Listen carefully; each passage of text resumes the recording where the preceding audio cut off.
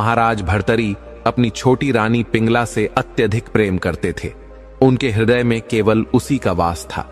लेकिन जब उन्हें यह झांत हुआ कि उनकी अत्यंत प्रिय रानी ने उन्हें धोखा दिया है, तब उनका संपूर्ण जीवन क्षण मात्र में ध्वस्त हो गया। प्रेम का वह बंधन जिसे उन्होंने जीवन का सर्वस्व समझा, वही अब उन्हें सबसे बड़ा बंधन प्रतीत हुआ। उनके अंतर में वैराग्य की ज्वाला जाग उठी और संसार की क्षण भंगुरता का उन्हें भान होने लगा। उन्होंने राजपाट का त्याग कर सन्यास का मार्ग स्वीकार किया। अवंती नगरी में जब यह समाचार फैला कि राजा भर्तरी अब सन्यास धारण कर चुके हैं, तो पूरा नगर शोक में डूब गया। जन जन के मुख पर उदासी छा गई। वे अपने परम प्रिय राजा को रोकना चाहते थे, किंतु जब वैराग्य की अग्नि एक बार प्रज्वलित हो जाए तो सांसारिक बंधनों का जल जाना निश्चित होता है। महाराज भर्तरी ने अपने समस्त सांसारिक संबंधों को त्याग कर सन्यासी का जीवन अपनाया और अज्ञात दिशा की ओर प्रस्थान कर गए। उधर जब रानी पिंगला को यह ज्ञात हुआ कि महाराज भर्तरी अब संसार से पूर्णतः विरक्त हो चुके हैं और उनके जीवन में अब रानी का कोई स्थान नहीं है, तो उन्हें अपने कर्मों का भयंकर पश्चाताप हुआ। जिन प्रेम भावनाओं को उन्होंने केवल एक खेल समझा, वे अब उनके लिए जीवन का अभिशाप बन गईं। वे ग्लानि और आत्मग्लानि की अग्नि में जलती रहीं और अंततः उन्होंने अपनी जीवन लीला समाप्त कर दी। महाराज भर्तरी के सन्यास लेने और रानी पिंगला के मृत्यु के पश्चात अवंती नगरी का राज सिंहासन रिक्त हो गया। इस कठिन समय में राज्य के मुख्यमंत्री बुद्धिसागर ने अन्य सभी मंत्रीगणों, सेनापतियों और नगर के प्रतिष्ठित जनों को एकत्र कर मंत्रणा की। यह निर्णय लिया गया कि अब युवराज विक्रमादित्य को खोजा जाए और उन्हें राजगद्दी पर प्रतिष्ठित किया जाए, क्योंकि वही इस सिंहासन के योग्य उत्तराधिकारी थे। तत्पश्चात चारों दिशाओं में खोजी दलों को भेजा गया। गुप्तचरों और राजदूतों को यह आदेश दिया गया कि वे भारत के प्रत्येक प्रमुख नगर, गुरुकुल और राजमहलों में जाकर युवराज का पता लगाएं। लेकिन 3 माह बीत जाने के उपरांत भी विक्रमादित्य का कोई समाचार प्राप्त नहीं हुआ। कारण यह था कि वे उस समय उत्तर दिशा की यात्रा पर निकले थे और नर्मदा नदी के तट पर एक घने वन में प्रविष्ट हो गए थे। वह वन इतना रमणीय और शांत था कि विक्रम का मन वहीं ठहरने को हुआ। संयोगवश वहां उनकी भेंट एक वृद्ध संगीता आचार्य से हुई। युवराज विक्रम को बचपन से ही संगीत में विशेष रुचि थी। वे अपने बड़े भाई महाराज भर्तरी के साथ संगीत का अभ्यास किया करते थे और विभिन्न वाद्य यंत्रों की शिक्षा भी ग्रहण कर चुके थे। वे भली भांति जानते थे कि संगीत केवल एक कला नहीं, अपितु एक साधना है, एक अनंत गहराई वाला सागर। जब उन्होंने उस वृद्ध संगीताचार्य की मधुर स्वर, लहरियों और अनोखी लय को सुना, तो उनके भीतर की रुचि पुनः जागृत हो उठी। उन्होंने निश्चय किया कि वे अब इस रहस्यमयी कला में गहराई तक उतरेंगे। वहीं वन में रहकर उन्होंने अपनी संगीत साधना आरंभ कर दी। इधर अवंती नगरी में राजगद्दी रिक्त होने के कारण चिंता का विषय बन चुकी थी। राज्य का प्रशासन यद्यपि व्यवस्थित चल रहा था, किंतु एक राजा के अभाव में वह संरक्षित नहीं रह सकता था। यदि किसी बाहरी शत्रु ने राज्य पर आक्रमण कर दिया होता या कोई बाहरी व्यक्ति गद्दी पर अधिकार जमाने का प्रयास करता, तो वह संकट अत्यंत भीषण हो सकता था। यह कथा केवल एक राजवंश की नहीं, अपितु उस आध्यात्मिक परंपरा की भी झलक है जिसमें जीवन के उत्थान, मोह, वियोग, ज्ञान और पुनरागमन का गहन अर्थ छिपा है। यही भारत की आत्मा है, धर्म, त्याग और पुनर्जन्म का शाश्वत संदेश। युवराज विक्रम की खोज के लिए गुप्तचरों को एक बार फिर चारों दिशाओं में भेजा गया, लेकिन 2 और महीने बीत जाने के बाद भी कोई सफलता हाथ नहीं आई। अब मंत्रियों ने गहन चिंतन किया कि राज्य की गद्दी को और अधिक समय तक रिक्त नहीं रखा जा सकता। अतः यह निर्णय लिया गया कि किसी योग्य उत्तराधिकारी को राजा घोषित कर दिया जाए, ताकि राज्य में स्थिरता बनी रहे। लेकिन उस समय एक विचित्र और रहस्यमयी घटना घटी, जिसने पूरे राजमहल की दिशा ही बदल दी। अवंतिका नगरी के राजमहल में एक अदृश्य शक्ति ने प्रवेश किया। यह कोई साधारण शक्ति नहीं थी, बल्कि वह एक रहस्यमय देव व अंतरजाति के अम्नि वैताल की उपस्थिति थी। जब इस वैताल ने देखा कि सिंहासन खाली है, तो उसके भीतर राजसुख भोगने की तीव्र लालसा जाग उठी। वह प्रतिदिन अदृश्य रूप में राजमहल आने लगा और स्वयं को राजा मानकर सिंहासन पर बैठने लगा। धीरे धीरे उसकी मायावी शक्ति इतनी बढ़ गई कि उसने राजमहल पर अपना अदृश्य प्रभाव जमाना शुरू कर दिया। परंतु यह रहस्य किसी को ज्ञात नहीं था। उधर अवंतिका के मंत्रीगण और सरदारों ने आपसी सहमति से तय किया कि राज्य को अब और राजा के बिना नहीं छोड़ा जा सकता। गहन विचार विमर्श के बाद यह निर्णय लिया गया कि श्रीपति नामक युवक को मालवा का नया राजा घोषित किया जाए। श्रीपति महाराज भर्तरी के कुल का एक निकट संबंधी था। वह एक साधारण सामंत था जिसके अधीन केवल 10 गांव आते थे और जो अवंतिका नगरी से 20 कोस की दूरी पर निवास करता था। जब यह घोषणा हुई कि श्रीपति अब मालवा का सम्राट होगा तो पूरे राज्य में आश्चर्य की लहर दौड़ गई। कौन जानता था कि एक साधारण सामंत जो अब तक एक छोटे भूभाग का स्वामी था, वह इतने विशाल और समृद्ध राज्य का अधिपति बन जाएगा। सच ही कहा गया है, जब भाग्य जाग उठता है तो बिना किसी पूर्व संकेत के जीवन का हर पृष्ठ बदल जाता है, और जब भाग्य रूठ जाए तो वर्षों की मेहनत भी मिट्टी हो जाती है। राजसभा में उपस्थित समस्त गणमान्य जनों ने श्रीपति की ओर देखा और फिर सर्वसम्मति से उसे मालवथ अर्थात मालवा का राजा स्वीकार कर लिया गया। वह सिंहासन जो इतने समय से रिक्त था, अब एक नए शासक को प्राप्त हो चुका था। जब यह शुभ समाचार श्रीपति के माता पिता को मिला तो वे आनंदित हो उठे। उन्हें प्रतीत हुआ कि अब उनके जीवन के सारे कष्ट समाप्त हो जाएंगे। उन्होंने कल्पना की कि अब वे मिट्टी के साधारण घरों में नहीं बल्कि कांच और संगमरमर के भव्य महलों में निवास करेंगे। सैकड़ों सेवक सेविकाएं उनकी आज्ञा की प्रतीक्षा में खड़े रहेंगे। जहां वे पानी मांगेंगे वहां दूध और शहद प्रस्तुत होगा। पूरे राज्य में श्रीपति के राज्याभिषेक की चर्चा होगी और मालवा प्रदेश मालव श्रीपति की जय के उद्घोष से गूंज उठेगा। एक साधारण सामंत के लिए यह अवसर किसी दिव्य स्वप्न से कम नहीं था, लेकिन उन्हें यह ज्ञात नहीं था कि जिस सिंहासन की चमक उन्हें आकर्षित कर रही थी वही उनके लिए एक अग्नि परीक्षा बनने जा रहा है। कभी कभी जब भाग्य अचानक जाग उठता है तो मन में नई इच्छाओं और महत्वाकांक्षाओं की लहरें उठने लगती हैं। श्रीपति के साथ भी कुछ ऐसा ही घटित हुआ। उनके माता पिता ने 4 महीने पूर्व ही उनका विवाह पास के 5 गांवों के एक सरदार की पुत्री से तय कर दिया था। लेकिन अब जब श्रीपति सम्राट घोषित हो चुके थे तो उनके पिता को यह संबंध उचित नहीं लगा। उनका विचार था कि एक साधारण सरदार की कन्या को रानी बनाना अब इस नए राज्य की मर्यादा के अनुकूल नहीं होगा। उन्होंने निश्चय किया कि अब जब उनका पुत्र स्वयं एक राजा है तो उसका विवाह किसी उच्च कुल, प्रभावशाली और प्रतिष्ठित परिवार में ही होना चाहिए। अतः उन्होंने श्रीपति की सहमति से पूर्व निर्धारित सगाई को तोड़ने का निर्णय लिया और सरदार को यह संदेश भिजवाया। अवंती के राजपुरोहित ने राज्याभिषेक के लिए माघ शुक्ल तीज का शुभ मुहूर्त निश्चित किया।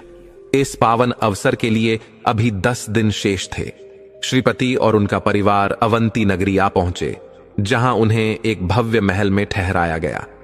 राजपुरोहित ने स्पष्ट कहा कि राज्याभिषेक की पूर्ण विधि संपन्न होने के पश्चात ही वे राजमहल में प्रवेश करेंगे। जैसे जैसे वह शुभ दिन निकट आ रहा था, पूरे नगर में उल्लास और अपूर्व उत्साह की लहर दौड़ने लगी। नगर के चौराहों, सड़कों और राजद्वारों को पुष्पों, तोरण द्वारों और रंग बिरंगी झंडियों से सजाया गया। जनता प्रसन्न चित्त थी। वर्षों से रिक्त पड़ा सिंहासन अब एक नए अधिपति से अलंकृत होने वाला था। हर ओर नई आशाएं, नए स्वप्न और स्वागत की तैयारियां थीं। और फिर वह दिव्य दिन भी आ गया। पूरे अवंती नगर में हर्षोल्लास छा गया। श्रीपति का राज्याभिषेक वैदिक मंत्रों और संपूर्ण विधि विधान के साथ संपन्न हुआ। राजमहल और सभा हर्ष ध्वनियों से गूंज उठे। राजराजेश्वर महाराज श्रीपति की जय। राज्य के समस्त मंत्रीगण, सरदार और विद्वान जन उस शुभ अवसर पर उपस्थित थे। श्रीपति को विधिवत सिंहासन पर प्रतिष्ठित किया गया। परंपरानुसार याचकों को दान दिया गया। राजसभा के प्रांगण में एक भव्य भोज आयोजित हुआ। गायन, वादन और नृत्य के कार्यक्रम भी सुसज्जित हुए, जहां देश की प्रसिद्ध नर्तकियों और गायिकाओं ने अपनी कला का प्रदर्शन कर वातावरण को दिव्य बना दिया। राजसभा में मदिरापान वर्जित था, किंतु श्रीपति के पिता जो शक्ति संप्रदाय के अनुयायी थे, उन्होंने अपने निजी महल में सेवकों को मदिरा परोसने का आदेश दे दिया। समारोह की भव्यता और विलासिता जब अपनी चरम सीमा पर थी, रात का आधा पहर बीत चुका था, तब महाराज श्रीपति अपने शयन कक्ष में चले गए। वे अब भी युवा थे, एक साधारण ग्रामीण जीवन से आए थे और अब इस नए भव्य जीवन के सम्मुख एक अचंभे की स्थिति में थे। यह वैभव, यह विलास, यह चकाचौंध उनके लिए एक स्वप्न के समान था। शयन कक्ष में पहुंचकर उनके मन में एक दासी के साथ प्रथम रात्रि बिताने की इच्छा जागी, परंतु संकोचवश उन्होंने किसी से कुछ नहीं कहा और चुपचाप अपने कक्ष का द्वार बंद कर दिया। रत्न जटित पलंग पर रेशमी चादर के ऊपर वे लेट गए। एक ओर आज ही उन्हें राज्य की सत्ता प्राप्त हुई थी, दूसरी ओर समारोह के दौरान मदिरा सेवन के कारण वे हल्की मादकता में थे। सत्ता और मदिरा का यह मिश्रण उनके भीतर एक विचित्र उत्तेजना उत्पन्न कर रहा था। जब किसी को अचानक अत्यंत अधिकार या वैभव मिलता है तो वह या तो विनम्र हो जाता है या अभिमान से भर जाता है। श्रीपति के भीतर भी सत्ता का नशा धीरे धीरे अपनी उपस्थिति दर्ज करा रहा था। यद्यपि उन्होंने अपनी भावनाओं को प्रकट नहीं किया और किसी दासी को न बुलाकर स्वेच्छा से निद्रा का वरण किया, मन में असंख्य स्वप्नों के साथ वे शीघ्र ही गहरी नींद में खो गए। तभी उनके शयन कक्ष का भारी लकड़ी का द्वार बिना किसी बाहरी स्पर्श के चरमराता हुआ अपने आप खुल गया। कक्ष में फैली दीपमालाओं की मध्यम रोशनी में वह ध्वनि स्पष्ट सुनाई दी, किंतु श्रीपति मदिरा के प्रभाव में गहन निद्रा में थे। कुछ क्षणों पश्चात वह द्वार फिर से धीरे धीरे अपने आप बंद हुआ और सांकल अंदर से स्वयं लग गई। राजमहल के सैनिक बाहर तैनात थे, परंतु अंदर किसी की आवाजाही की कोई भनक तक नहीं थी। कक्ष में न कोई सेवक था, न ही परिचारिका। फिर वह द्वार कैसे खुला और बंद हुआ? दीपों की मंद ज्योति में सारा वातावरण रहस्यमय प्रतीत होने लगा। उसी क्षण शयन कक्ष के भीतर एक हवा की हलचल महसूस हुई। कमरे में अचानक एक अजीब ठंडक फैल गई। दीवारों पर टंगे शाही पर्दे हवा के झोंकों से हिलने लगे। कुछ ही पलों में उस सुंदर सजे हुए कक्ष में एक भयानक और रहस्यमयी आकृति प्रकट हुई। वह एक विशालकाय पुरुष था, जिसकी काली छाया पूरे कक्ष में फैल गई। उसके उलझे हुए लंबे केश कंधों तक लटक रहे थे और उसकी आंखें रक्तवर्ण थीं, मानो उनमें अंगारे धधक रहे हों। उसका चेहरा कठोर और जड़ था, मानो किसी शिला की मूर्ति में चेतना का संचार हुआ हो। उसका शरीर गहरे काले रंग का था और उसने लाल रेशमी धोती पहन रखी थी, जो उसके प्रचंड व्यक्तित्व को और भी भयावह बना रही थी। उसके कंधों पर पड़ा हुआ सफेद उत्तरीय उसके उग्र स्वरूप को और प्रभावशाली बना रहा था। कानों में झूलते हुए विशाल कुंडल, गले में मोतियों और मणियों की चमचमाती माला और बाजुओं पर दमकते हीरे जड़े बाजूबंद उसकी दिव्यता, शक्ति और ऐश्वर्य का प्रतीक बन गए थे। उस आकृति को देखकर कोई भी पहली ही दृष्टि में भयभीत हो सकता था, लेकिन यह केवल भय नहीं था। यह सत्ता के सिंहासन को चुनौती देने वाली एक अनदेखी चेतावनी थी। यह भयावह दृश्य इतना विकराल था कि सामान्य मनुष्य की तो सांसें थम जाएं। तभी उस रौद्र रूप आकृति ने कक्ष में अपनी क्रोधपूर्ण दृष्टि डाली। उसकी जलती हुई आंखें उस पलंग पर टिकीं जहां श्रीपति सोया था। उसने 2 क्षण तक श्रीपति को गुस्से से देखा, फिर अपनी भारी तलवार निकाली और धीरे धीरे पलंग की ओर बढ़ा। पलंग के समीप आकर उसने जोर से खांसी की। उसकी आवाज पूरे कक्ष में गूंज उठी, परंतु मदिरा के नशे में चूर श्रीपति की नींद नहीं टूटी। अग्नि बेताल ने क्रोध में भरकर श्रीपति को एक हाथ से उठाया और जोर से झकझोरा। श्रीपति हड़बड़ाकर जागा। आंखें मलते हुए जैसे ही उसने उस भयावह आकृति को देखा, उसकी चेतना कांप उठी। नशा पल में उतर गया और भय से उसका सारा शरीर कांपने लगा। अग्नि बेताल ने गर्जना की, मूर्ख, तू मेरे सिंहासन पर बैठने का साहस कैसे कर सकता है? यह सिंहासन राजाओं के लिए है, कायरों के लिए नहीं। तलवार उठा और युद्ध कर, अन्यथा इसी क्षण तुझे समाप्त कर दूंगा। श्रीपति भयभीत हो गया। हाथ जोड़कर कांपती आवाज में बोला, आप कौन हैं और यहां कैसे आ गए? अग्निवेताल हंसा और उसकी हंसी में क्रूरता की ज्वाला थी। वह बोला, यह स्थान कायरों का नहीं, तू इस सिंहासन का अधिकारी नहीं, तू तो मेरे मार्ग में खड़ा होने योग्य भी नहीं। यह कहते हुए उसने श्रीपति के कांपते पैरों को पकड़ लिया। श्रीपति का सारा शरीर थरथराने लगा। वह बोल नहीं पा रहा था, पसीने से भीग चुका था। अग्निवैताल ने अपनी भयंकर हंसी के साथ श्रीपति के पैर का अंगूठा अपने विशाल मुंह में डाल लिया, और जैसे ही उसने उसे चूसा, श्रीपति के शरीर का समस्त रक्त सूखने लगा। कुछ ही क्षणों में उसकी आंखों की चमक बुझ गई, देह निर्जीव हो गई। उसने उस शव को एक ओर फेंक दिया और तीव्र गति से महल की एक खुली खिड़की से बाहर निकलकर अदृश्य हो गया। सुबह जब सूर्य की पहली किरणें अवंती के राजमहल को आलोकित कर रही थीं, श्रीपति के निजी सेवक ने उनके शयन कक्ष के द्वार पर दस्तक दी। उसने सोचा, महाराज देर रात तक जागे होंगे, अतः अब भी विश्राम कर रहे होंगे। वह धीरे धीरे कई बार द्वार खटखटाता रहा, लेकिन भीतर से कोई उत्तर नहीं आया। चिंतित होकर उसने और प्रतीक्षा की, फिर दोबारा खटखटाया। जब भीतर से कोई प्रतिक्रिया नहीं आई तो वह घबरा गया। यह बात धीरे धीरे महल के अन्य सेवकों तक पहुंची और आशंका गहराने लगी। कहा जाने लगा कि शायद महाराज गहरी नींद में हैं। परंतु समय बीतने लगा, सूरज सिर चढ़ आया और चिंता का बादल और गहरा हो गया। एक प्रहर बीत चुका था। अब महल में हलचल मचने लगी। सेवक दौड़कर महामंत्री बुद्धिसागर के पास गया और सारा हाल बताया। महामंत्री तुरंत प्रमुख अधिकारियों को साथ लेकर शयन कक्ष के बाहर पहुंचे और पुकारा, महाराज क्या आप भीतर हैं? पर कोई उत्तर न मिला। सभी के मन में अब अनहोनी की आहट गूंजने लगी। आखिर महामंत्री ने सैनिकों को आदेश दिया कि द्वार को तोड़ा जाए। भारी हथौड़े से जैसे ही द्वार टूटा, भीतर का दृश्य देख सबके चेहरे भय और आशंका से भर गए। शयन कक्ष के मध्य श्रीपति की निष्प्रभ देह पड़ी थी।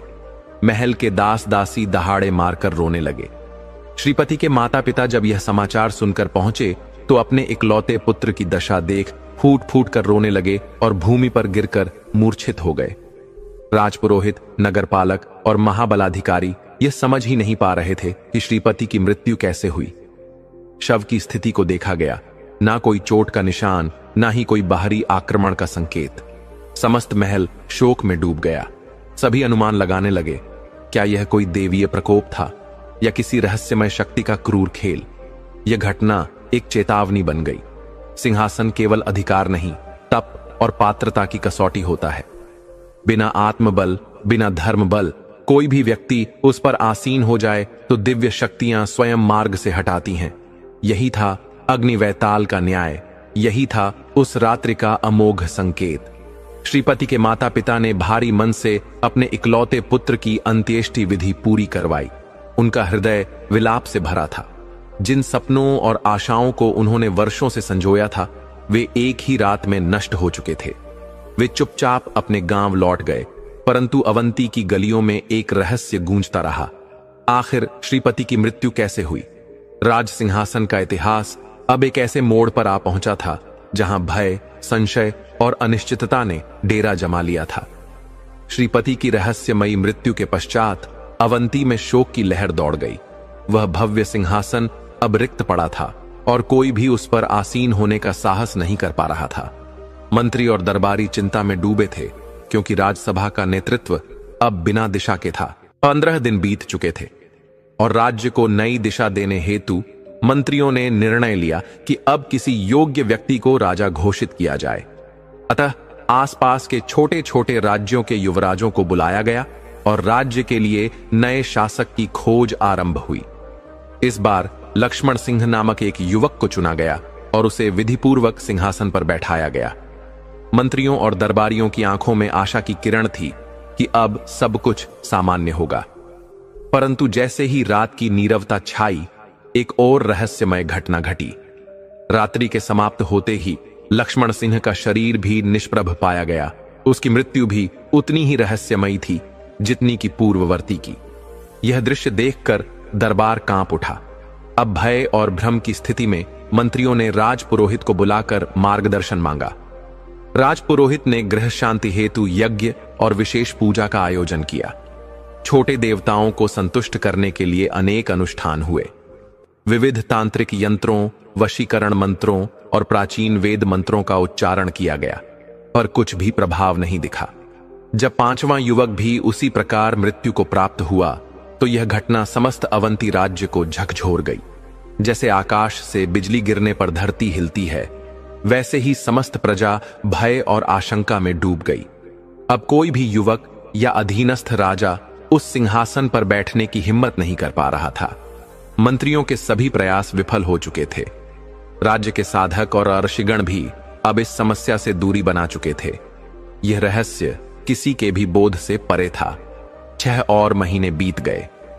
इस बीच महाराज भर्तरी को ढूंढने का प्रयास हुआ, परंतु उन्होंने कोई उत्तर नहीं दिया। थक हारकर अब मंत्रियों ने एकमात्र आशा राजकुमार विक्रमादित्य की खोज तेज कर दी, लेकिन उनकी कोई खबर नहीं मिली। विक्रमादित्य, जो अब एक साधु के रूप में तप और साधना में लगे थे, 1 वर्ष तक एक आश्रम में संगीत साधना करते रहे और फिर एकांत यात्रा पर निकल पड़े। उन्हें यह भी झात नहीं था कि अवंती में उनके पीछे क्या कुछ घट रहा है। उनका हृदय साधना और भ्रमण में ही रमा था। वे अपने संगीत और साधना को और अधिक सिद्ध करने हेतु अलग अलग स्थलों की ओर बढ़ने लगे। नर्मदा नदी को पार करते हुए जब वे मालव देश की सीमा से 20 कोस दूर स्थित चंद्रावती नामक एक रमणीय नगर पहुंचे, तो वह नगर उन्हें अत्यंत सुंदर प्रतीत हुआ। चंद्रावती की छटा देखकर विक्रमादित्य को अवंती नगर का स्मरण हो आया। वही अवंती जिसे उन्होंने एक समय स्नेह और गौरव के साथ छोड़ दिया था। उस स्मृति ने उन्हें भीतर से झंकृत किया। उस नगर की गलियों, राजमार्गों और स्वर्णिम अतीत की गूंज उनके अंतर में पुनः जाग उठी। उनके पग रुक गए, लेकिन मन आगे बढ़ने को विवश नहीं हुआ। मालव देश की यादें उनके हृदय में जैसे कोई दिव्य संकेत बनकर उभर आई थीं। मालव देश को छोड़ने का कारण विक्रमादित्य के लिए आज भी एक अनुत्तरित रहस्य था। उन्होंने कभी महाराज भर्तरी से यह प्रश्न नहीं पूछा कि आखिर क्यों उन्हें देश निकाला दिया गया। वे तो सदैव अपने बड़े भाई के आदेशों का पालन करते आए थे, लेकिन अब जब वे चंद्रावती नगरी में थे, उनके अंतर्मन में यह प्रश्न बार बार गूंजने लगा। क्या कोई गलती उनसे हो गई थी? क्या उनके किसी कार्य से भर्तरी महाराज को ठेस पहुंची थी? वे सोचने लगे, मैं तो सदा उनका आदर करता रहा, फिर ऐसा क्यों हुआ कि उन्होंने ही मुझे निष्कासित कर दिया?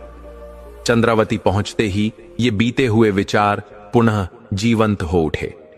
उनका हृदय इस भावना से भर गया कि एक बार फिर अवंती जाना चाहिए। शायद वहीं जाकर उन्हें अपने इन जटिल प्रश्नों के उत्तर मिल जाएं। मैं देखूं तो सही, मेरे मित्र किस हाल में हैं? मेरे भाई का क्या हाल है? क्या उन्हें संतान का सुख प्राप्त हुआ? यह सब सोचते हुए उनके भीतर एक नई यात्रा की तड़प जाग उठी। लेकिन फिर उसी हृदय में दूसरा प्रश्न उठ खड़ा हुआ, क्या अवंती लौटना अभी भी मेरे लिए उचित है? क्या वहां अब भी मेरे लिए कुछ शेष है? वे स्वयं से पूछने लगे। क्या मुझे अब भी एक सन्यासी के रूप में ही जीवन बिताना चाहिए? यदि मुझे अपनी वास्तविक पहचान की ओर लौटना है, तो क्या मुझे अपने पिता, अपने कुल, अपनी जाति और अपने उद्देश्य को पुनः जानने की आवश्यकता नहीं?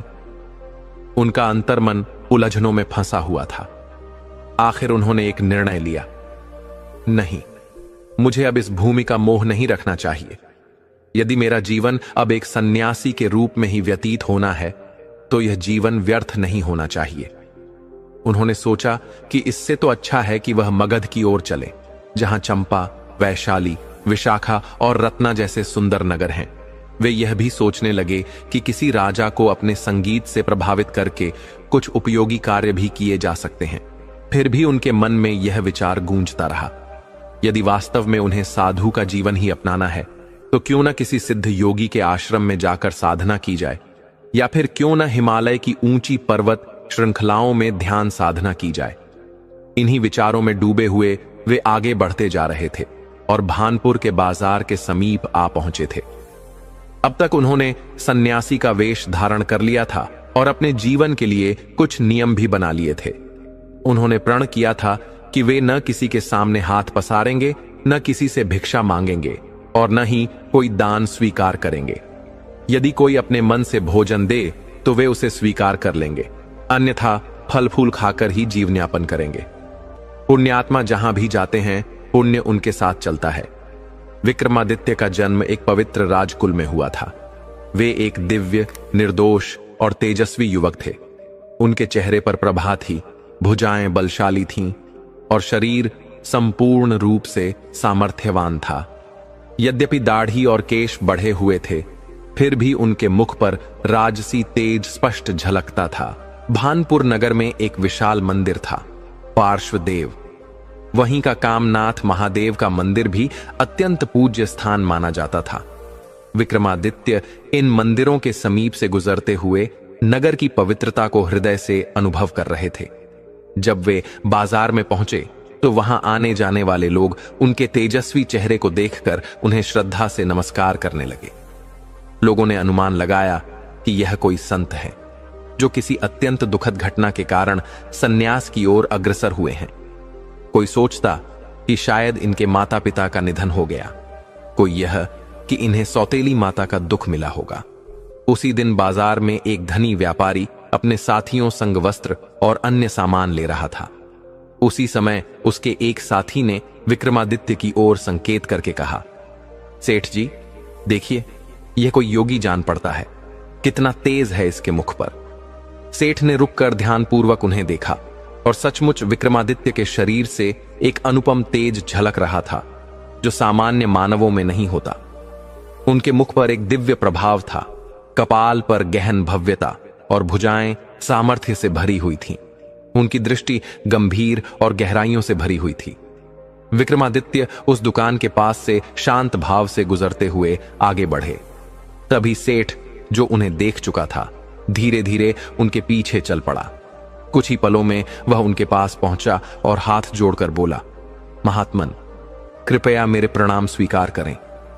विक्रमादित्य ने आंखें उठाकर उसकी ओर देखा, परंतु मौन ही रहे। सेठ ने अपनी कमर में बंधी थैली से 5 स्वर्ण मुद्राएं निकाली और चरणों में रखते हुए कहा, योगीराज, मैं आपके चरणों में समर्पण करता हूं। विक्रमादित्य वहीं रुक गए, परंतु फिर भी कोई उत्तर न दिया। उन्होंने उन स्वर्ण मुद्राओं की ओर देखा और शांत मुस्कान के साथ कहा, भाई, मैं धन नहीं छूता, मुझे इसकी आवश्यकता नहीं है। फिर उन्होंने मंद हंसी में कहा, तुम्हारी भावना मैं समझता हूं, परंतु साधु और स्वर्ण का कोई संबंध नहीं होता। यह कहकर वे मुस्कुराते हुए आगे बढ़ गए। स्वर्ण मुद्राएं वहीं पड़ी रहीं। सेठ यह देखकर अचंभित रह गया। उसे प्रतीत हुआ कि यह कोई साधारण साधु नहीं, बल्कि कोई महान त्यागी पुरुष है। उसने उन मुद्राओं को संत का प्रसाद मानकर उठा लिया और मन ही मन श्रद्धा से भर गया। अब वह पूर्ण विश्वास से कह सकता था कि यह योगीराज सचमुच एक दिव्य आत्मा है। ऐसे अनेक अनुभव विक्रमादित्य को अपने मार्ग में प्राप्त हुए। कई बार लोग उन्हें भोजन, फल या सामग्री अर्पित करते। यदि उन्हें आवश्यकता होती तो वे विनम्रता से स्वीकार कर लेते, अन्यथा स्नेहपूर्वक लौटा देते। परंतु एक नियम जो उन्होंने कभी नहीं तोड़ा वह था कि उन्होंने सूर्यास्त के बाद कभी अन्न या जल ग्रहण नहीं किया। यह नियम उनकी माता से मिले उन गहरे संस्कारों का परिणाम था जो उन्होंने आजीवन नहीं छोड़ा।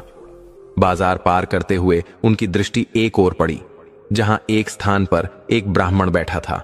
उसकी आयु लगभग 30 वर्ष रही होगी। उसके पास कई लोग एकत्र थे जो अपनी बारी का इंतजार कर रहे थे और उससे अपने प्रश्न पूछ रहे थे। वह सबको शांत भाव से उत्तर दे रहा था। विक्रमादित्य ने मन ही मन सोचा, यह कोई ज्योतिषी होगा। लोग अपने भविष्य जानने के लिए कितने उत्सुक रहते हैं।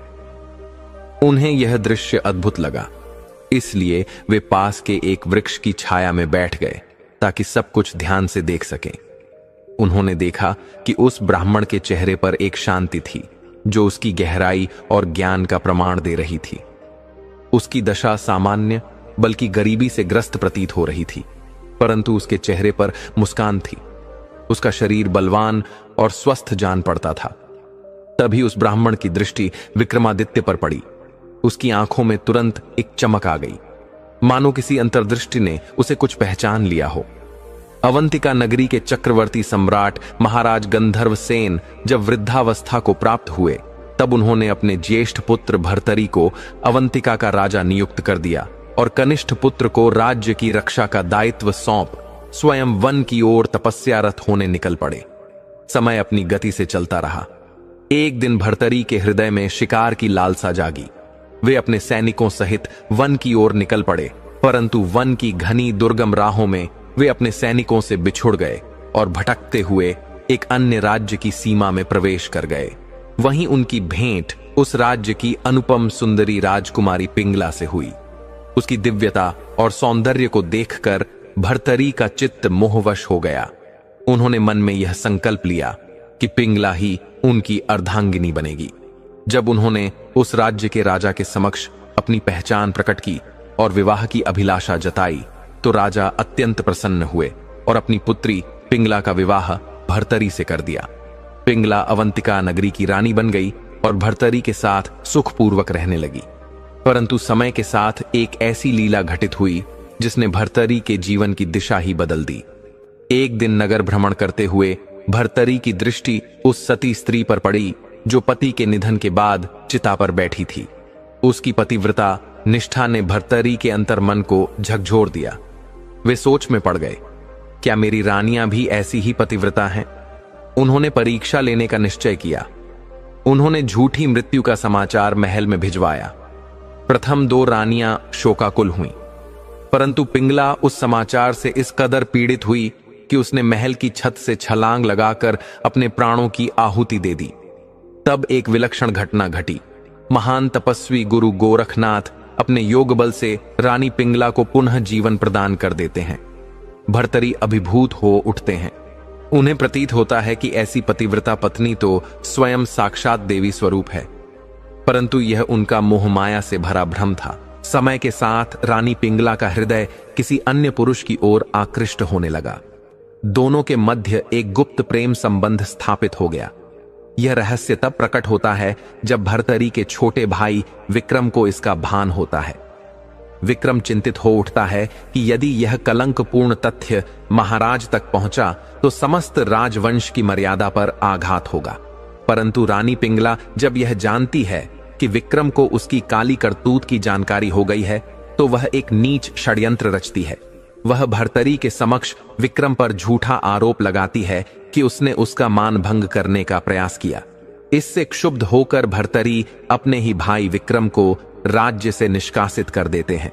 कालांतर में जब भर्तरी को वास्तविकता का बोध होता है कि जिनके लिए उन्होंने अपना सगा भाई खोया वही पत्नी छलिया और चरित्रहीन निकली, तब उनका हृदय अत्यंत पीड़ा से भर जाता है। राजपाट, वैभव, मोह और कुछ उन्हें निरर्थक प्रतीत होने लगता है। वे सब कुछ मंत्री बुद्धिसागर को सौंपकर वन में चले जाते हैं, जहां वे ईश्वर की शरण में तपस्या में लीन हो जाते हैं। जाते समय वे मंत्री से कहते हैं, यदि कभी विक्रम मिले तो उसे अवंतिका का राजा बना देना। मंत्री बुद्धिसागर विक्रम की खोज में निकल पड़ते हैं, परंतु कोई भी सुराग नहीं मिलता। राज्य अस्थिरता के गर्त में चला जाता है। ऐसे समय में श्रीपति नामक व्यक्ति को राजा नियुक्त किया जाता है, परंतु विधि का विधान कुछ और होता है। श्रीपति रहस्यमय परिस्थिति में मृत्यु को प्राप्त हो जाता है। धीरे धीरे राज्य पर एक अदृश्य परंतु अत्यंत भयानक शक्ति की काली छाया मंडराने लगी। यह शक्ति थी अग्नि बेताल, एक ऐसा राक्षस जिसकी शक्ति और भयावहता ने समस्त अवंतिका को थर्रा दिया था। वही अग्नि बेताल श्रीपति की मृत्यु का कारण बना। मंत्री बुद्धिसागर और राज्य के अन्य प्रमुख लोग अनेक बार किसी योग्य को राजा नियुक्त करने का प्रयास करते रहे, परंतु हर बार वही अग्नि बेताल उन्हें मृत्यु का ग्रास बना लेता। उधर युवराज विक्रम नर्मदा के तट पर बसे घने वनों में एक महान संत के संरक्षण में संगीत की गहन साधना में लीन थे। जब उनकी साधना पूर्ण होती है तो वे वन से बाहर निकलते हैं और अज्ञात पथ पर चल पड़ते हैं। यात्रा करते हुए वे एक नगर में पहुंचते हैं, जहां उनकी भेंट एक विलक्षण ज्योतिषी से होती है। यह ज्योतिषी ऐसा था जो मात्र व्यक्ति का चेहरा देखकर उसके भूत, वर्तमान और भविष्य को जान लेने में सक्षम था। जब उसकी दृष्टि दूर खड़े युवराज विक्रम पर पड़ती है तो वह एकाएक ठिठक जाता है। वह तुरंत समझ जाता है कि यह कोई साधारण सन्यासी नहीं बल्कि किसी महान कुल का राजकुमार है। किंतु उसे यह विचार मथने लगता है कि यदि यह वास्तव में कोई राजपुत्र है तो सन्यासी का वेश धारण कर वन वन क्यों भटक रहा है। इस रहस्य को जानने की तीव्र उत्कंठा में वह अपनी पोथी पत्राएं समेटकर विक्रम के पास पहुंचता है और उनसे वार्तालाप प्रारंभ करता है। तो प्रिय आत्मन, यहां तक कि कथा पूर्व कथा के 5 भागों में आपने सुनी है। अब जो प्रसंग आगे आने वाला है वह न केवल चमत्कारी है बल्कि अत्यंत शिक्षाप्रद भी। तो अब राजा वीर विक्रमादित्य के जीवन की इस नवीन कथा को यहीं से आगे बढ़ाते हैं। जब विक्रमादित्य नगर के द्वार से बाहर निकलने को हुए तभी उस ज्योतिषी की आवाज ने उन्हें रोक दिया। महाराज, कृपा कर कुछ क्षण ठहरे। विक्रमादित्य ने मुड़कर देखा। ज्योतिषी उनकी ओर दौड़ा चला आ रहा था। विक्रम कुछ सोचकर वहीं रुक गए। वह ज्योतिषी पास आया और बोला, महात्मन, मैं आपके पीछे दौड़ता हुआ आया हूं। विक्रमादित्य ने शांत स्वर में कहा, मैं आपको नहीं जानता। ज्योतिषी ने हाथ जोड़कर कहा, नहीं महात्मन, मैंने आपकी आकृति देखी है। आप कोई साधारण सन्यासी नहीं, राजयोगी हैं। कृपा कर बताइए कि आप कहां से आए हैं। विक्रम ने मुस्कुराते हुए कहा, रमता योगी के लिए कोई निश्चित स्थान नहीं होता। आज ही यहां आया हूं, रात्रि विश्राम करूंगा और प्रातः यहां से आगे बढ़ जाऊंगा।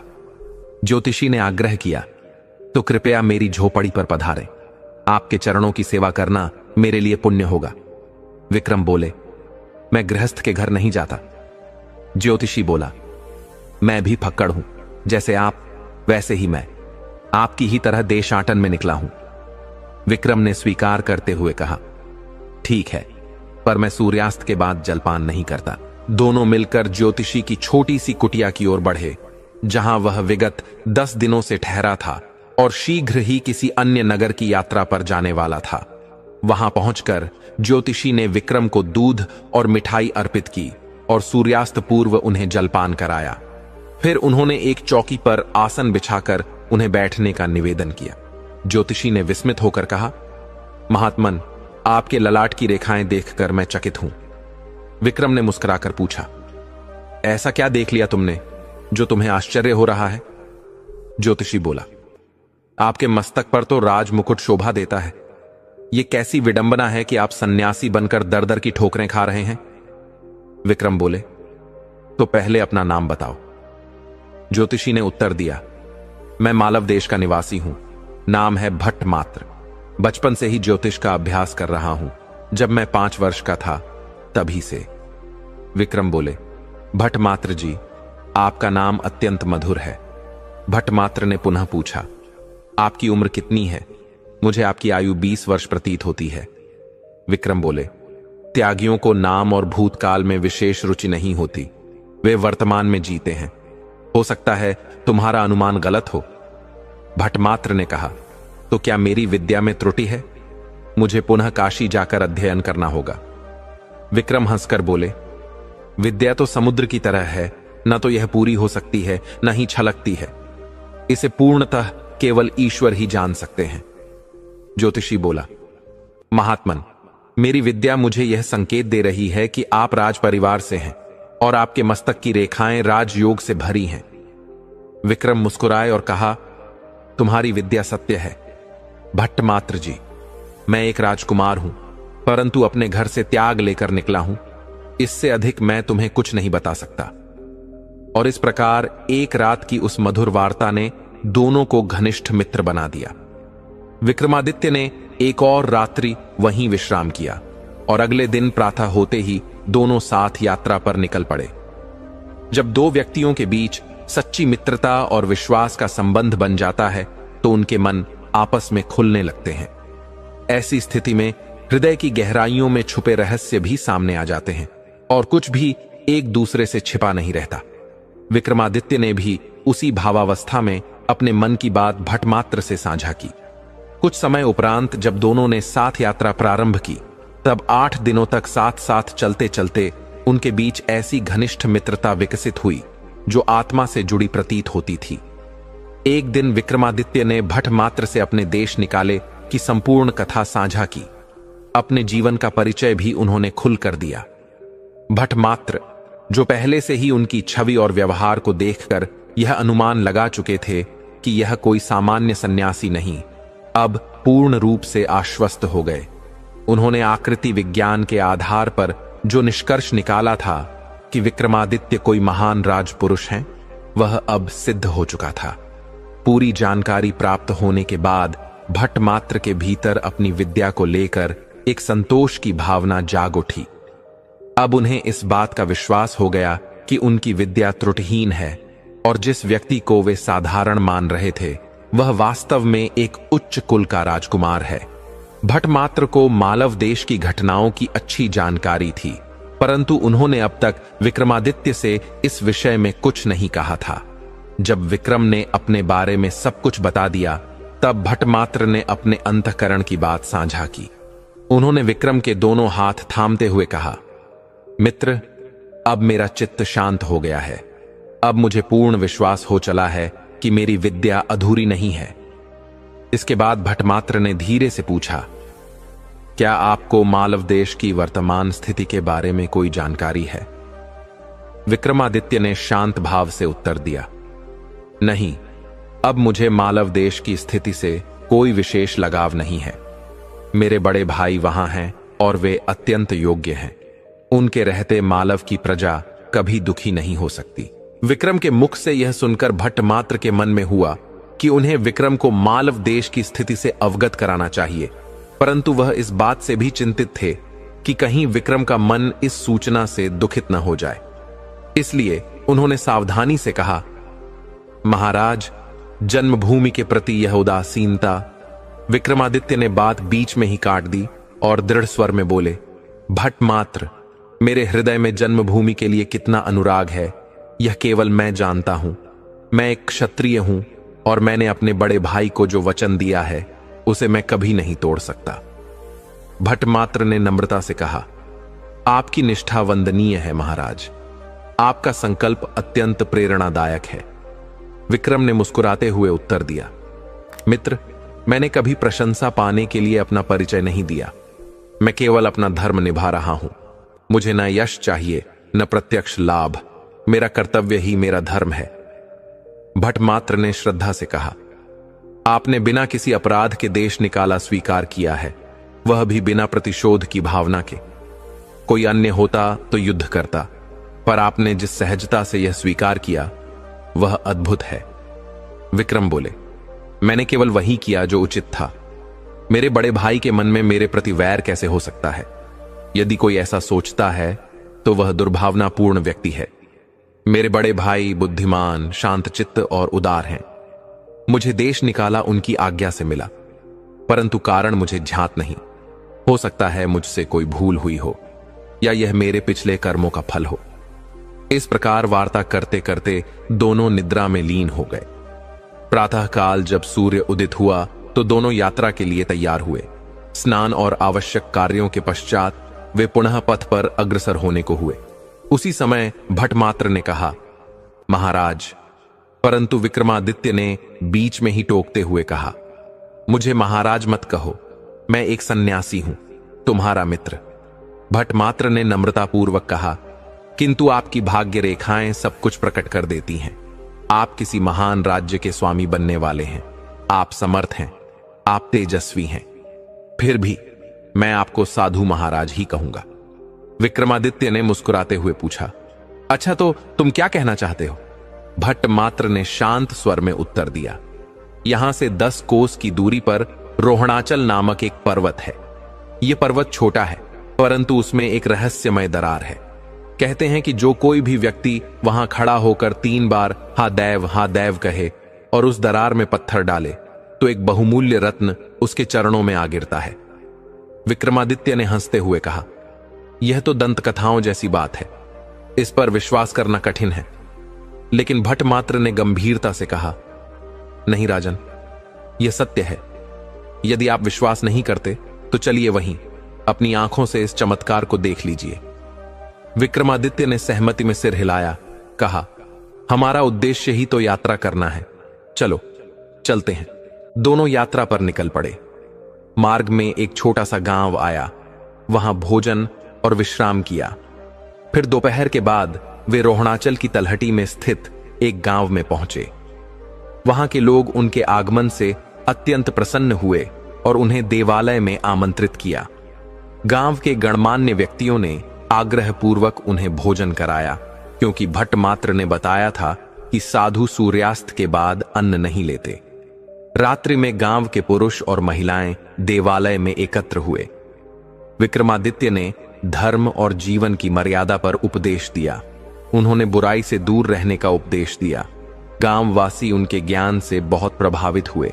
कुछ भजन गायकों ने भजन प्रस्तुत किए।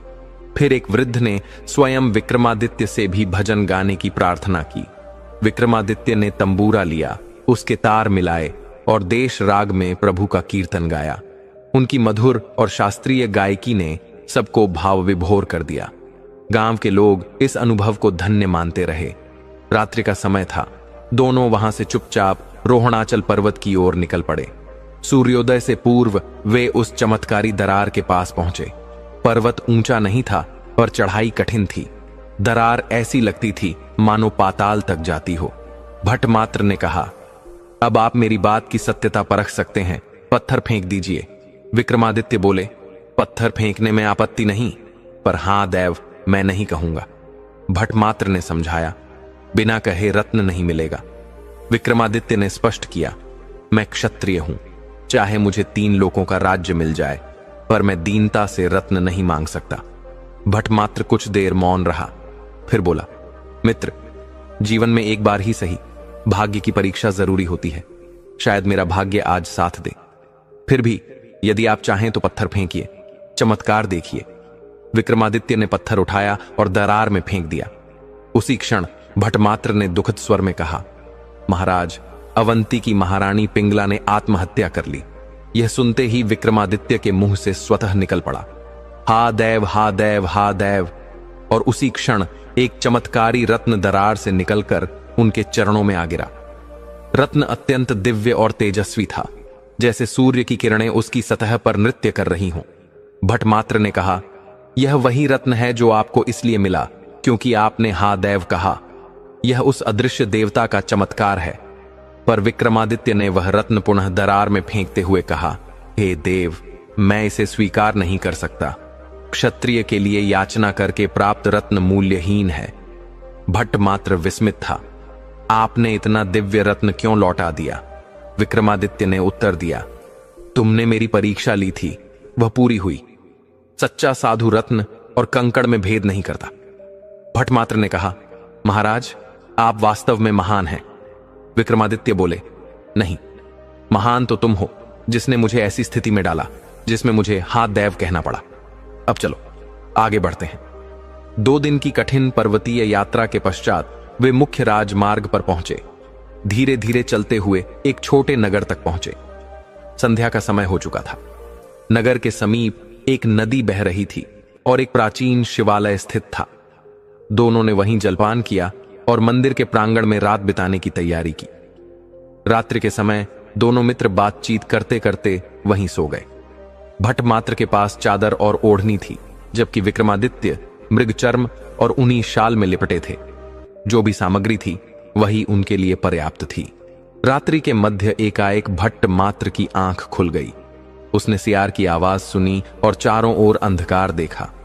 वह कुछ घबरा गया और विक्रमादित्य को जगाने का विचार करने लगा, लेकिन विक्रमादित्य पहले ही जाग चुके थे और उसे देख रहे थे। उन्होंने पूछा, मित्र, अचानक कैसे जाग गए? अभी तो सवेरा दूर है। भट्टमात्र ने कहा, अच्छा हुआ आप जाग गए, मैं आपको जगाने ही वाला था। विक्रमादित्य ने शांत स्वर में पूछा, क्या कोई भय की बात है? भट्टमात्र ने सिर झुकाकर उत्तर दिया, नहीं महाराज, भय नहीं, बल्कि एक शुभ संकेत मिला है। कृपया उठिए। विक्रमादित्य ने पूछा, क्या हमें अभी यात्रा प्रारंभ करनी होगी? भट्टमात्र ने धीरे से कहा, हां महाराज। अब भी कुछ क्षण पूर्व एक सियार अपनी भाषा में कह रहा था कि इस नदी में एक स्त्री का शव बहकर आ रहा है, जिसके गले में कीमती आभूषण और हार हैं। विक्रमादित्य ने आश्चर्य से पूछा, क्या सचमुच सियार ने यह कहा था? भट्टमात्र ने सिर हिलाकर उत्तर दिया, हां, उसी कारण मेरी नींद खुली। विक्रमादित्य ने और भी विस्मित होकर पूछा, तो क्या तुम पशु पक्षियों की भाषा समझते हो? भट्टमात्र ने विनम्रता से कहा, प्रभु, मुझे यह ज्ञान प्राप्त है। विक्रमादित्य ने गहराई से देखा और कहा, तो चलो सियार की बात की परीक्षा करते हैं। दोनों नदी के किनारे की ओर बढ़ चले। कुछ समय पश्चात विक्रमादित्य की दृष्टि एक चमकते हुए पत्थर पर पड़ी, जो मानो शुक्र के तारे जैसा प्रतीत हो रहा था। उन्होंने इशारे से भट्टमात्र को दिखाया और कहा, मित्र देखो, वहां कुछ चमक रहा है। जब वे निकट पहुंचे तो देखा कि एक युवती का शव नदी में बहकर एक चट्टान के पास अटका था। उसके गले में आभूषण थे और उन रत्नों में नदी की लहरों का प्रतिबिंब पड़कर उन्हें अत्यंत दिव्य बना रहा था। भट्टमात्र ने गहरी सांस लेकर कहा, महाराज, सियार ने सत्य कहा था। यह स्त्री किसी दुर्घटना का शिकार हुई होगी या किसी नाव दुर्घटना में बह आई होगी। आप इसके आभूषण ले लीजिए, ऐसा अवसर बार बार नहीं आता। लेकिन विक्रमादित्य ने करुण स्वर में मना किया, कहा, मित्र तुम बुद्धिमान हो, लेकिन मैं मरे हुए व्यक्ति के आभूषण नहीं ले सकता। तुम इन्हें ले लो, तुम्हारा जीवन सुधर जाएगा। भट्टमात्र ने सिर हिलाते हुए कहा, महाराज, एक गरीब ब्राह्मण के पास ऐसे आभूषण होंगे तो लोग मुझे चोर समझेंगे। आप ही इन्हें रखिए। विक्रमादित्य ने फिर इनकार करते हुए कहा, मुझे उच्चिष्ट धन की कोई आवश्यकता नहीं है। दोनों ने एक मत होकर उस स्थान को छोड़ने का निश्चय किया। भट्टमात्र विक्रमादित्य की इस निष्ठा से अत्यंत प्रभावित हुए। कुछ आगे बढ़ने पर विक्रमादित्य ने पूछा, तुमने जो शुभ संकेत की बात कही थी वह क्या था? भट्टमात्र ने कहा, महाराज, मेरी बात अधूरी रह गई थी। यदि हम कुछ समय पूर्व प्रस्थान कर लेते तो हम दोनों में से किसी एक को राजयोग प्राप्त हो सकता था। विक्रमादित्य ने मुस्कुराते हुए कहा, तो चलो अब हम चलते हैं। वे मंदिर पहुंचे जहां से यात्रा आरंभ की थी। वहां से अपना सामान उठाया और फिर चल पड़े। विक्रमादित्य साधु के वेश में और भट्टमात्र एक ज्योतिषी के रूप में। 15 दिनों के भीतर वे मालव प्रदेश की सीमा के निकट पहुंच गए। एक नदी के किनारे स्नान किया और फिर एक वृक्ष के नीचे विश्राम किया। शांत जलवायु में कुछ समय विश्राम के पश्चात भट्टमात्र ने धीरे से कहा, महाराज, मैं आपको एक बात बताना भूल गया। उस नदी के दूसरी ओर मालव राज्य की सीमा प्रारंभ होती है और मैं भी मालव प्रदेश का निवासी हूं। मेरा गांव यहां से 10 कोस की दूरी पर है। अवंती की राजधानी यहां से 60 कोस दूर है। मेरा निवेदन है कि आप राजधानी की ओर प्रस्थान करें। विक्रमादित्य ने मना करते हुए कहा, नहीं मित्र, मेरी इच्छा उत्तर प्रदेश की ओर जाने की है, अवंती नहीं। भट्टमात्र ने दृढ़ स्वर में कहा, महाराज, आपको अवंती जाना ही होगा। वहां का सिंहासन अब आपकी प्रतीक्षा कर रहा है। विक्रमादित्य ने विस्मय से कहा, मैं समझा नहीं, तुम क्या कहना चाहते हो? भट्टमात्र ने विस्तार से बताया, महाराज, अवंतिका की नगरी में अनेक घटनाएं घट चुकी हैं। भर्तरी महाराज को महारानी पिंगला से प्रेम था, परंतु वह प्रेम दूसरी रानी के लिए दुर्बल हो गया। पिंगला अश्वपाल नामक महावत के प्रेम में पड़ गई। इससे आहत होकर भर्तरी ने राज्य त्याग दिया और संन्यास ले लिया। पिंगला ने इस पीड़ा में आत्महत्या कर ली। इसके बाद जो भी उस सिंहासन पर बैठा वह अगले ही दिन मृत्यु को प्राप्त हुआ। ऐसा प्रतीत होता है जैसे वह सिंहासन अब केवल आपके ही योग्य है। यदि आप वहां नहीं पहुंचे तो बड़ा संकट उत्पन्न हो सकता है। विक्रमादित्य थोड़ी देर चुप रहे, फिर बोले, यह बात मुझे कल्पना जैसी लगती है। भट्टमात्र ने कहा, संसार में बहुत सी असंभव सी लगने वाली बातें घटित होती हैं। क्या किसी ने सोचा था कि आपको देश निकाला मिलेगा? फिर भी वह हुआ। भट्टमात्र ने गहरे स्वर में कहा, जो सियार ने संकेत दिया है वह कभी मिथ्या नहीं हो सकता। अब समय आ गया है कि आप अवंती की ओर बढ़ें। विक्रमादित्य ने पूछा, तो फिर तुम क्या करोगे? भट्टमात्र ने विनम्रता से कहा, मैं अपने गांव लौट जाऊंगा। मेरी वृद्ध माता पिता और पत्नी मेरी राह देख रहे होंगे। विक्रमादित्य ने आत्मीयता से कहा, मित्र, तुम्हारा परिचय पाकर मुझे अत्यंत प्रसन्नता हुई है। तुम्हारे बिना यह यात्रा अधूरी सी लगेगी। भट्टमात्र ने मुस्कुराते हुए कहा, जब भी आप मुझे स्मरण करेंगे मैं प्रकट हो जाऊंगा।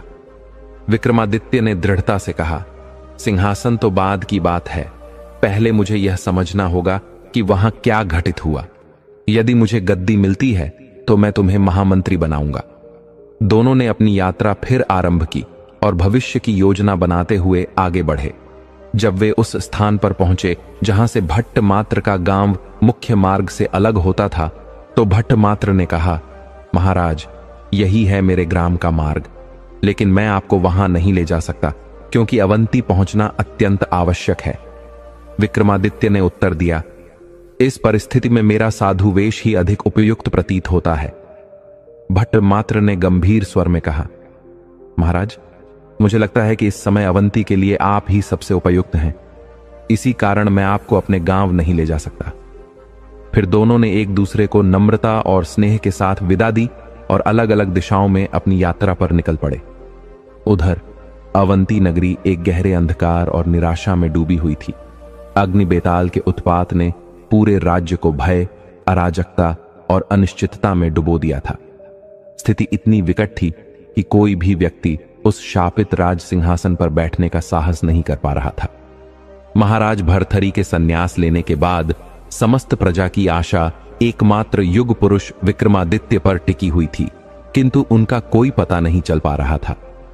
राज्य के गुप्तचरों को चारों दिशाओं में भेजा गया, पर वे भी खाली हाथ लौट आए।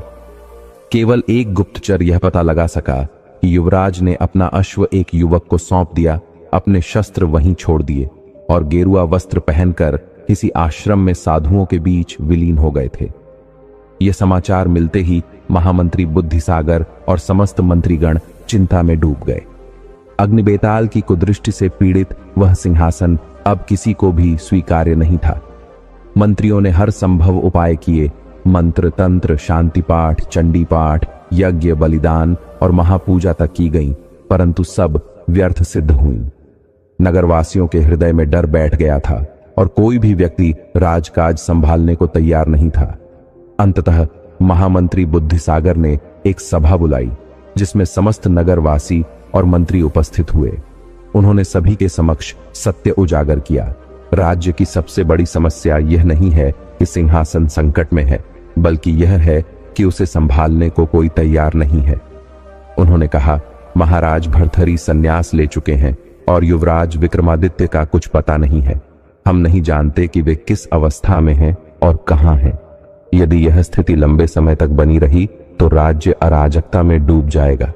सभा में एक नागरिक ने चिंतित स्वर में पूछा, क्या कोई उपाय नहीं जिससे इस संकट को टाला जा सके? क्या कोई मार्ग नहीं जिससे इस दुष्ट शक्ति को रोका जा सके? महामंत्री ने गहरी सांस लेकर उत्तर दिया, हमने हर उपाय आजमा लिया है। विद्वानों, तांत्रिकों, ज्योतिषाचार्यों सभी से परामर्श किया गया, लेकिन सबका मत यही है कि यह दुष्ट शक्ति किसी के वश में नहीं है। इसी बीच नगर सेठ ने गंभीर स्वर में प्रस्ताव दिया, हमारे देश में असंख्य सिद्ध महात्मा और तपस्वी हैं, हमें उनकी शरण लेनी चाहिए। यदि किसी सिद्ध पुरुष का आशीर्वाद मिल जाए तो यह आपदा टल सकती है। सेठ ने कहा, हमें वही उपाय ढूंढना चाहिए जो प्राचीन परंपराओं में किया जाता था, जैसे किसी हथिनी द्वारा कलश उंडेल कर जिस व्यक्ति पर वह गिरे उसे राजा बना लेना। यह सुझाव सुनकर मंत्रीगण के मन में आशा की एक किरण जगी। उन्होंने निश्चय किया कि अब फिर से सिद्ध तपस्वियों और महात्माओं की शरण ली जाएगी और अवश्य ही कोई उपाय मिलेगा। इस समय जब अवंती नगरी पर संकट के बादल छाए हुए थे, अग्नि बेताल की दहशत और विक्रमादित्य के लापता होने की खबर से नगरवासियों में गहन निराशा फैल चुकी थी। तभी एक दिन नगर सेठ ने महामंत्री बुद्धिसागर को सूचित किया कि विख्यात जैन तपस्वी मुनि जयवर्धन अपने शिष्यों के साथ नगर के समीप एक उपवन में ठहरे हुए हैं।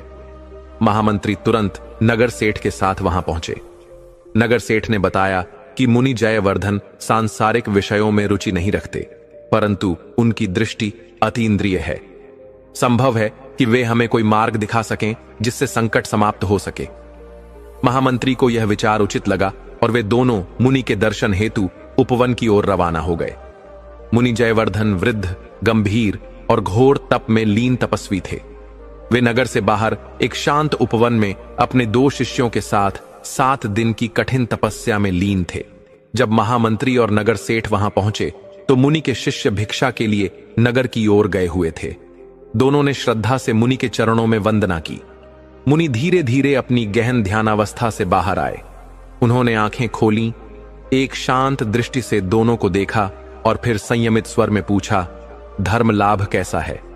नगर सेठ ने आदरपूर्वक उत्तर दिया, आपकी कृपा से सब मार्ग स्थिर है।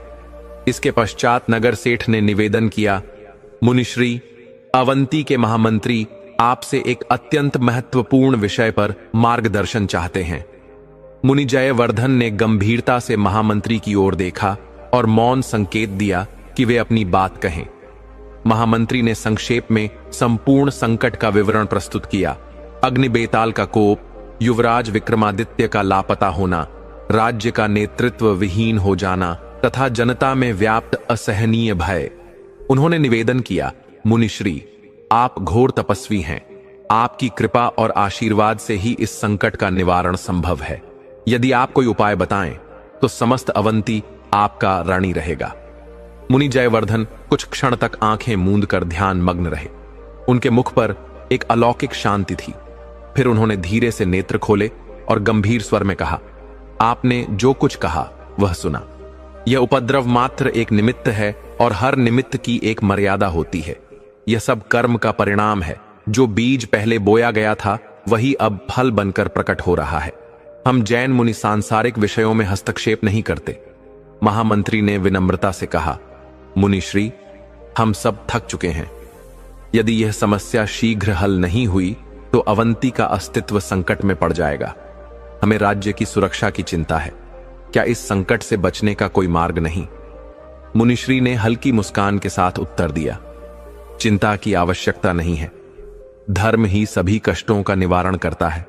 राज सिंहासन की यह समस्या अपने आप सुलझ जाएगी और यह संकट किसी सन्यासी के हाथों समाप्त होगा। महामंत्री उत्सुकता से बोले, मुनिश्री, वह सन्यासी कहां मिलेगा? परंतु इस प्रश्न पर मुनिश्री मौन हो गए। उन्होंने कोई उत्तर नहीं दिया। उनके मुख पर एक रहस्यमय मुस्कान खेल रही थी, मानो वह किसी गूढ़ रहस्य को प्रकट न करने की प्रतिज्ञा कर चुके हों। नगर सेठ ने महामंत्री के कंधे पर हाथ रखते हुए धीरे से कहा, मंत्रीश्वर, जैन मुनियों की अपनी मर्यादा होती है। वे इससे अधिक कुछ नहीं कह सकते। हमें धैर्य धारण करना चाहिए और धर्म आराधना में मन लगाना चाहिए। समय के साथ सब ठीक हो जाएगा। दोनों ने पुनः मुनिश्री को प्रणाम किया और उपवन से बाहर आ गए। रथ में बैठते हुए नगर सेठ ने कहा, मुनिश्री के शब्द स्पष्ट थे। राज्य सिंहासन का संकट किसी सन्यासी के माध्यम से ही दूर होगा। महामंत्री ने गहरी सांस लेते हुए कहा, हमें धैर्य रखना होगा और साथ ही हमें ऐसे सिद्ध पुरुष की तलाश करनी होगी जो इस विकट समस्या का समाधान कर सके। अब पूरी अवंती नगरी एक अज्ञात सन्यासी की प्रतीक्षा कर रही थी जो इस संकट का अंत कर सके। 10 दिन बीत चुके थे, लेकिन अवंती नगरी की स्थिति जस की तस बनी हुई थी। संकट के बादल हटने का नाम ही नहीं ले रहे थे। महामंत्री बुद्धिसागर और नगर सेठ अब भी किसी ऐसे महापुरुष की प्रतीक्षा कर रहे थे जो नगर की इस विपदा का कुछ समाधान निकाल सके। इसी बीच शिप्रा नदी के तट पर एक तेजस्वी और प्रभावशाली सन्यासी का आगमन हुआ। उनका ओजस्वी स्वरूप और गुणवान व्यक्तित्व लोगों का ध्यान बरबस अपनी ओर आकर्षित कर रहा था। उनके तेजस्वी मुखमंडल को देखकर ऐसा प्रतीत होता था मानो कोई दिव्य शक्ति स्वयं धरती पर अवतरित हुई हो। लेकिन नगरवासी यह नहीं जानते थे कि यह साधु कोई साधारण सन्यासी नहीं, बल्कि अवंती के छोटे राजकुमार विक्रमादित्य थे। उन्हें भट्टमात्र ने नगर के संकट के बारे में बताया था, इसलिए वे सन्यासी वेश में अवंती में आए थे ताकि यह पता लगा सकें कि भट्टमात्र ने जो बातें उन्हें बताई थीं उनमें कितनी सच्चाई है। इसीलिए वे अवंती में साधु बनकर आए थे। उन्होंने महामंदिर की धर्मशाला में अपना डेरा डाला। वहां एक विशाल वटवृक्ष के नीचे मृगचर्म बिछाकर ध्यान मग्न होकर बैठ गए। उनका देदीप्यमान स्वरूप और ओजस्वी तेज देखकर नगर के लोग नतमस्तक हो गए। जब महामंत्री बुद्धिसागर को यह समाचार मिला कि नगर में एक अज्ञात लेकिन अत्यंत तेजस्वी महात्मा पधारे हैं, तो उनकी जिज्ञासा बढ़ गई। उन्होंने नगर सेठ को अपने साथ लिया और दोनों नगर में आए हुए अज्ञात साधु से मिलने के लिए उस धर्मशाला की ओर चल पड़े, जहां साधु वेश में वटवृक्ष के नीचे विक्रमादित्य बैठे हुए थे। जब वे वहां पहुंचे तो उन्होंने देखा कि सन्यासी वेश में एक तेजस्वी पुरुष वटवृक्ष के नीचे मृगचर्म पर विराजमान है। उनका तेजोमय स्वरूप ऐसा था कि कोई भी उनसे अपनी दृष्टि नहीं हटा सकता था।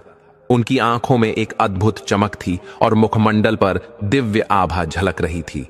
महामंत्री और नगर सेठ ने आदरपूर्वक उन्हें प्रणाम किया। सन्यासी बने विक्रमादित्य ने एक हाथ उठाकर दोनों को आशीर्वाद दिया। नगर सेठ ने विनम्रतापूर्वक कहा, महात्मा, हम आपके पास एक विशेष अनुरोध लेकर आए हैं। यदि आप हमें कुछ समय दें तो हम किसी एकांत स्थान पर आपसे कुछ आवश्यक बात करना चाहेंगे। सन्यासी ने गंभीरता से उत्तर दिया, भाइयों, गगन के नीचे हर स्थान एकांत ही होता है। जो भी कहना है आप यहीं कहिए। महामंत्री ने आगे बढ़कर कहा, स्वामी, मैं अवंती का महामंत्री हूं और इस समय हमारे नगर का राज सिंहासन एक गंभीर संकट में है। हम इसी विषय पर आपसे मार्गदर्शन चाहते हैं। सन्यासी ने शांत भाव से कहा, तो फिर संकोच कैसा? जो कहना है कहो, हमें कहीं और जाने की आवश्यकता नहीं है। नगर सेठ और महामंत्री ने विचार किया कि यह वार्ता कहीं शांति से बैठकर करनी चाहिए। उन्होंने सन्यासी से अनुरोध किया और फिर तीनों शिप्रा नदी के तट पर एक वृक्ष के नीचे जाकर बैठ गए। वहां मृग चर्म बिछाकर सन्यासी ध्यान मग्न होकर बैठ गए और महामंत्री ने नगर के संकट के बारे में पूरी कथा साधु बने विक्रमादित्य को विस्तार से सुनाई। महामंत्री ने कहा, महाराज चक्रवर्ती सम्राट गंधर्वसेन का राज सिंहासन अब खाली पड़ा है। इस खाली सिंहासन पर किसी अदृश्य शक्ति ने अपना डेरा जमा लिया है। हमने अब तक जितने भी प्रयास किए वे सभी निरर्थक साबित हुए। थक कर हम आपके पास आए हैं। बस एक आप ही हैं जो हमें संकट की घड़ी से बाहर निकाल सकते हैं। जब तक हमें हमारे युवराज विक्रम नहीं मिल जाते तब तक आप यहां के राजा बन जाइए। सन्यासी बने विक्रमादित्य कुछ देर मौन रहे, फिर गंभीर स्वर में बोले, तो आप चाहते हैं कि मैं आपके नगर का राजा बन जाऊं, लेकिन आपको ऐसा क्यों लगता है कि यदि मैं आपके नगर का राजा बन गया तो आपके सभी संकट टल जाएंगे? महामंत्री ने आग्रहपूर्वक कहा, आप समर्थ हैं। हमें विश्वास है कि यदि आप चाहें तो हमारे राज्य की रक्षा कर सकते हैं। कृपया अवंती के उद्धार के लिए हमारा साथ दें। सन्यासी ने मुस्कुराते हुए कहा, ठीक है, यदि आपकी यही इच्छा है कि मैं आपके राज्य का राजा बनूं तो मैं इसके लिए सहमत हूं, लेकिन मैं आपके नगर का राजा तभी तक के लिए बनूंगा जब तक आपके युवराज नहीं मिल जाते। जब तुम्हें तुम्हारे युवराज विक्रम मिल जाएंगे फिर मैं यहां से चला जाऊंगा। सन्यासी के मुख से इन वचनों को सुनकर नगर सेठ और महामंत्री दोनों प्रसन्न हो गए। उन्हें लगा कि अब अवंती की रक्षा संभव हो सकेगी। सन्यासी बने विक्रमादित्य ने कहा, मैं फिलहाल महाकाल मंदिर की धर्मशाला में ही निवास करूंगा। जब उचित समय आएगा तब आप राजभवन से मुझे लेने के लिए आइएगा। मैं आपके साथ राजमहलों को चल दूंगा। अभी आप अपने नगर को लौट जाइए और नगर लौटकर ताजपोशी की तैयारी कीजिए। महामंत्री ने शीश झुकाकर कहा, जो आज्ञा प्रभु। आप यहीं विश्राम कीजिए, हम जल्द ही आपको लेने के लिए शाही सवारी लेकर आएंगे। अब आप हमें अनुमति दीजिए। यह कहकर नगर सेठ और महामंत्री ने साधु बने विक्रमादित्य को प्रणाम किया, उनसे आज्ञा ली और अपने रथ में बैठकर राजभवन की ओर लौट पड़े। आज महामंत्री के मन में अपार हर्ष था कि वर्षों से खाली पड़ा सिंहासन अब एक तपस्वी राजा से सुशोभित होगा। दर्शक बंधु, इस महागाथा में जब हम कर्ण जैसे दिव्य योद्धा के चरित्र पर दृष्टिपात करते हैं तो हमें 3 ऐसी अमूल्य शिक्षाएं प्राप्त होती हैं जो कलयुग के मनुष्यों के लिए जीवन पथ के 3 दीपक बन सकती हैं। यह शिक्षाएं कर्ण ने अपने जीवन के अनुभवों और संघर्षों से, अपने मौन और अपने अंतिम शब्दों से दी थीं, जो केवल एक वीर की नहीं बल्कि एक त्यागी आत्मा की गूंज थीं। पहली शिक्षा, धर्म निभाना हो तो जीवन दांव पर लगाना सीखो, वरना अधर्म स्वयं गले लग जाएगा। कर्ण ने संपूर्ण जीवन दुर्योधन की मित्रता का धर्म निभाया। वह जानता था कि पांडवों का पक्ष सत्य का था और श्री कृष्ण स्वयं धर्म रथ पर आरूढ़ थे, परंतु फिर भी कर्ण अपने वचन से विचलित नहीं हुआ। उसने यह बताया कि सच्चा धर्म केवल न्याय नहीं, वचन पालन भी है। उसने धर्म के द्वंद्व को सहा पर वचन से नहीं डिगा। यह शिक्षा कलयुग के लिए है, जहां मनुष्य सुविधा देखकर धर्म चुनता है। कर्ण कहता है, धर्म वह है जिसे निभाने में हानि हो, फिर भी आप उसे न छोड़ें। दूसरी शिक्षा, अपनी पहचान को जानो पर अपने कर्मों से उसे सिद्ध करो। कर्ण को जब श्री कृष्ण ने उसके जन्म का रहस्य बताया, जब माता कुंती ने उसे पांडवों का ज्येष्ठ बताया, तब वह चाहता तो हस्तिनापुर का राजा बन सकता था, पर उसने कहा, मुझे मेरी पहचान से नहीं, मेरे कर्मों से पहचाना जाए। यही उसका आत्मबल था। यह शिक्षा उन सबके लिए है जो अपनी पहचान को लेकर भ्रमित हैं। कर्ण कहता है कि जाति, कुल, वंश नहीं, तुम्हारे कर्म ही तुम्हारी असली पहचान है। तीसरी शिक्षा, दान वह दो जो तुम्हें प्रिय हो, न कि जो तुम्हारे पास बचे खुचे से निकला हो। कर्ण की दानशीलता अलौकिक थी। मृत्यु के क्षण में भी उसने इंद्र को अपना कवच कुंडल दे दिया, और जब वह घायल पड़ा था तब एक ब्राह्मण ने उससे सोने की इच्छा की। उसने पृथ्वी को खोदकर अपने दांतों से सोने का दान किया। कर्ण ने सिखाया कि दान वह होता है जो हृदय से निकले और जिसमें त्याग का तेज हो। कलयुग के मनुष्यों के लिए यह संदेश है कि दान केवल वस्त्र और अन्न का नहीं, समय, क्षमा और करुणा का भी हो सकता है, यदि वह हृदय से दिया जाए। कर्ण की इन 3 शिक्षाओं में ही कलयुग की आत्मा की परीक्षा और उसका समाधान दोनों छिपे हैं। वह अधर्म की ओर था पर अधर्मी नहीं था। वह युद्ध भूमि में था पर भीतर तपस्वी था। और अंत में वह श्री कृष्ण की आंखों से भी आंसू निकालने वाला ऐसा वीर बना जिसे महाभारत में वीर गति मिली, पर सनातन धर्म में अमरत्व। दर्शक बंधु, अभी कथा यहीं खत्म नहीं होती। अभी हम ये भी जानेंगे कि दानवीर कर्ण के मरने के बाद क्यों दिया था कुंती ने इतना बड़ा श्राप। दर्शक बंधु, जैसे ही सूर्यास्त ने कुरुक्षेत्र की रणभूमि को अपनी अंतिम किरणों से नहलाया, वहां एक ऐसा मौन छा गया जो केवल युद्ध के अंत पर नहीं बल्कि एक महान आत्मा की विदाई पर था।